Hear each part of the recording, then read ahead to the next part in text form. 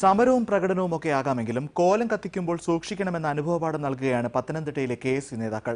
MG സർവകലാശാല vice ചാൻസലറുടെ കോലം കത്തിക്കുന്നതിനിടെ KSU പ്രവർത്തകരുടെ മുണ്ടിലും വസ്ത്രത്തിലുമൊക്കെ തീ പടർന്നു കയറിയെങ്കിലും ഭാഗ്യം കൊണ്ട് രക്ഷപ്പെടുകയായിരുന്നു.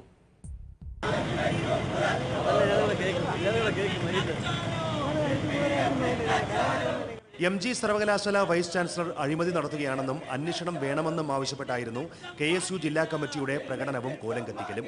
സെൻട്രൽ ജംഗ്ഷനിൽ പ്രകടനം അവസാനിച്ചപ്പോൾ വൈസ് ചാൻസലറുടെ കോലം കത്തിക്കാൻ ശ്രമം തുടങ്ങി. ഒരു പ്രവർത്തകൻ കോലത്തിന് മുകളിലേക്ക് പെട്രോൾ ഒഴിച്ചുകൊണ്ടിരുന്നു.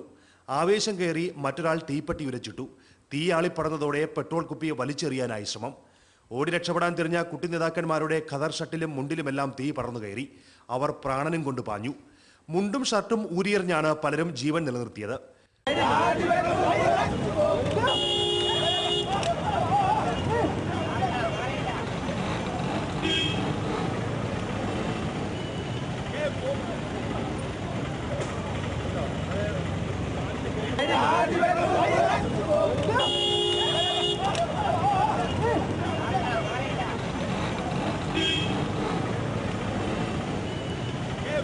ശ്രീനാഥ്, വിഷ്ണു പനക്കൽ എന്നിവർക്ക് പൊള്ളലേറ്റ് പരിക്കേറ്റു. തീയോട് അടിയറവ് പറഞ്ഞ പ്രവർത്തകർ പിന്നീട് സംഘടിച്ചെത്തി സമ്മേളനം നടത്തിയാണ് പിരിഞ്ഞത്. കോലം കത്തിക്കലിലെ പരിചയക്കുറവ് പരിഹരിക്കാൻ ഇനി നിരന്തര പരിശീലനം തേടിയേ തീരൂ എന്ന് പറഞ്ഞാണത്രേ പലരും മടങ്ങിയത്.